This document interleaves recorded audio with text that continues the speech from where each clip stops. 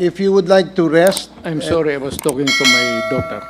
yes, Mr. President, if you would like to, if you'd like to rest, we can excuse you. No, no, sir. I am willing to sit here and testify until probably 2 o'clock in the morning. Hindi ako nagbibiro. Kung Mr. gusto ninyo, gabain ninyo ang alas 6. 1 minute suspension. Nag-approach. Mr. President, inaalala lang po namin ang inyong health. Dahil ito naman po ay hindi pa ho, ito ang una't huling hearing na gagawin natin. And we wanted to make sure na ano ho kayo po ay healthy. It would be great to for the people to know that I died in your Mr. President, in deference also with the request of the Vice President, concerned lang po siya sa kalusugan po ninyo. And that's the reason why the chairman decided to let you go. Vice President lang naman, di ba siya presidente? Hintay siya kung presidente siya, maniwala tayo. So are you okay? And can we proceed, Mr. President? Until kingdom come. Okay, thank you, Mr. President.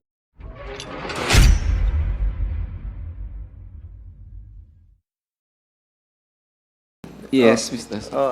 Why are we even discussing this ICC issue? I think mas meron pong mga importante that need to be yes. settled. And as a matter of fact, Mr. Chairman, maraming different views ang members. Like for example, ako, talagang we have the pronouncement that let the ICC get the documents from us. Hindi po para i-discuss natin yung mga bagay na ito dito sa Quadcom. We have agreed that let the ICC do their thing and we will do our thing as well, Mr. Chairman. So I believe we stop this discussion about ICC, Mr. Chairman. In fairness to Congressman Bungalon, he has the floor. Congressman Fernandez. And 1 minute suspension as requested by the Vice President. Hearing is resumed.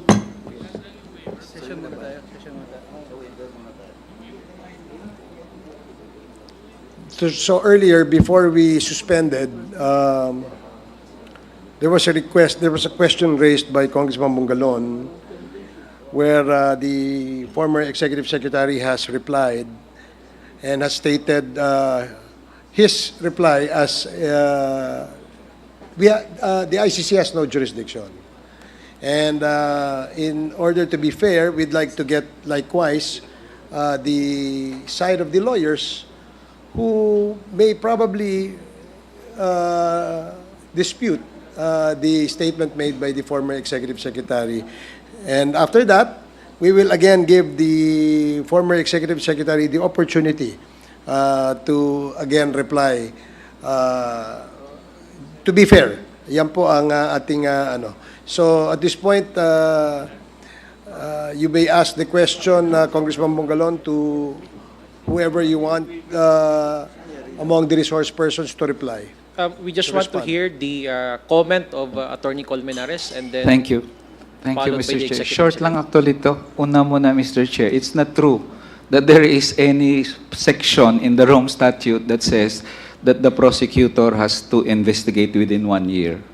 There is no such rule, Mr. Chair, and probably the Honorable Executive Secretary is mistaken in the reading of the Rome Statute. Second, Mr. Chair, the decision of the pretrial chamber is that the investigation should continue. At klaro naman, Mr. Chair, na ang desisyon doon ay hindi nagsabi na hindi kami tutuloy, walang jurisdiction. The Executive Secretary is citing the dissenting opinion, but we all know that the ruling of the majority is the case. So even if may nag-dissent doon, the fact is the ICC has decided. So basically, the investigation continues, may jurisdiction ng ICC, and if the former president gusto niyang i-challenge yun, then he can always go to the ICC and file a motion. But as long as the decision stays, and the investigation is continuing, and we are hoping that it will end before the end of this year, and sana may warrant of arrest, and then President Duterte will probably be the first Asian to be Okay. tried in the ICC. Salamat po. Thank you, Attorney Colmenares. Before that, Mr. President, if you would like to rest. I'm sorry, I was talking to my daughter. Yes, Mr. President, if you'd like to rest, we can excuse you. No, no, sir. I am willing to sit here and testify until probably 2 o'clock in the morning. Hindi ako nagbibiro. Kung Sir- gusto ninyo, gabain ninyo ang alas 6. 1 minute suspension. Nag-approach. I come away, I come from a faraway place. It's expensive to travel. Let us have a continuous hearing, maybe 5-10 days. And each hearing hanggang, ako, I'm good until 2 in the morning.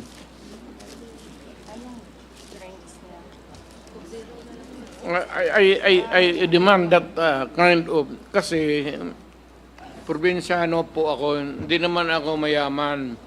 Every time that I am summoned here, it's a expense. Hotel, pati aeroplano.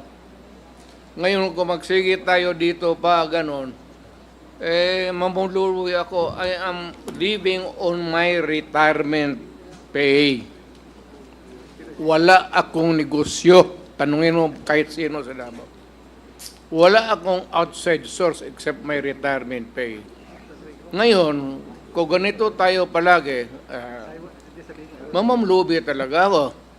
So, mabuti pa, diretso tayo until kingdom come, until this committee will come to a logical and right decision. Hindi pwede yung magpatawag ng kayo ng ano-ano tapos anong oras. Expensive yan eh. Lalo na sa, mabuti kung mayaman kami. And we have to spend for the hotel. Well, anong Hearing is resumed. Mr. President, inaalala lang po namin ang inyong health. Dahil ito naman po ay hindi pa ho, ito ang una't huling hearing na gagawin natin. And we wanted to make sure na kayo po ay healthy. It would be great to for the people to know that I died in your Mr.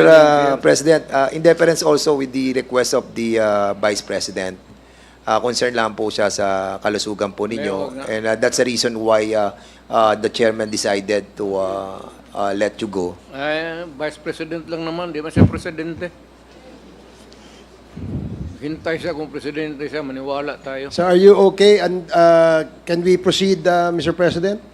Until kingdom come. Okay, thank you, Mr. President. Okay. Now, the parliamentary status is that before we went on break, Congressman Jill Bungalon has asked a question to the lawyers who are present and our resource persons as well.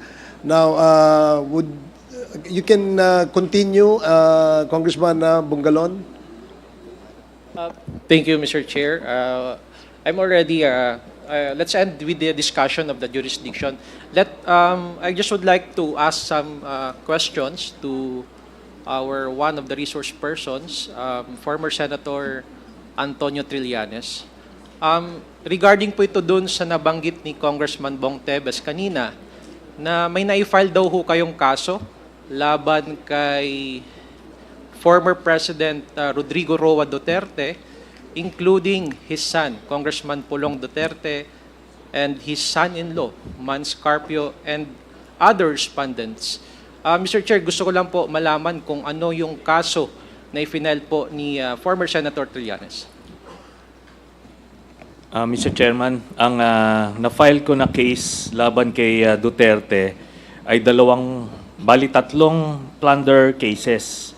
Yung una, tungkol doon sa mga ghost employees at mga confidential funds niya sa Davao. Tapos pangalawa, yung frigate scam na 16 billion na kung saan ang binigay nila ng mga equipment ay yung mga segunda klase, whereas doon sa kontrata, mga primera klase yung nakalagay. Tapos pangatlo, yung 6.6 billion pesos na infrastructure projects na binigay ni Duterte at ni Bongo doon sa tatay at kapatid ni Bongo, starting nung mayor siya until nagpresidente siya. Then, may final din ako na illegal drug smuggling case laban kay Pulong Duterte, kay Man Scarpio, kay Charlie Tan, Nicanor Faildon, Allen Capuyan, at iba pa. Ito yung tungkol sa 6.4 billion peso shabu na hinayaan lang nung presidenteng galit daw sa illegal na droga, pero ang mga kinasuhan lang yung mga maliliit na players at na-spare yung mga drug lords. Mr. Chair, pwede ho ba malaman kay former Senator Trillanes kung saan nyo po i-final yung mga kasong ito? Final ko po sa DOJ itong illegal drug trading case. Yun pong unang plunder case na ito nga, which included the illegal ill-gotten wealth of Duterte, sa ano po yun, sa ombudsman. Then, yung dalawang plunder ay nandoon din po sa DOJ na file. Apo. Mr. Chair, I am more particular on the case that you just have recently filed, Yes. the 6.4 million shabu, and that was filed before the Department of Justice, correct? Opo, yes, Mr. And Chairman. may we know, Mr. Chair, what is the status of this case pending before the DOJ? Ngayon po, nasa case build-up stage siya. Pero ano po ito, no? Open and shut case ito dahil yung ibang involved dito na akusado ay actually na-convict. So they will just be using the same set of evidence. Pero this time, it will include ito na mga ibang mga personalities na hindi nasama dun sa unang kaso, Mr. Chairman. And aside from Mr. Congressman... Chair, may I interrupt? If this is an open and shut case, why is there a build-up until now? Dahil Nagmamakawa ako sa Diyos na i-file na. Dispense with the investigation, file the case in court. darating po tayo dyan, Mr. Chairman. hindi ka- Pero ito po, no, buti nga yung anak niya na drug lord at saka yung ano niya, son-in-law That ay would be, ano, I take exception to that statement, Mr. Chair. Please, It is not fair. And it's it my is a opinion. mischievous It's my statement. opinion. Ikaw nga pinapapatay mo yung mga suspected. session suspended. Wala ka na. Ano? Sani. Pinapagalit Sani. Huwag kang mag-arte rito ng ganyan. You do not provide.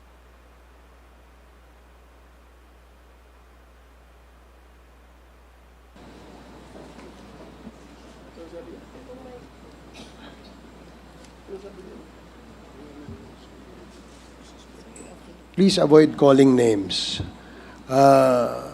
We can conduct this hearing professionally and calmly. So avoid calling names. para hindi po tayo magkaroon ng sakitan.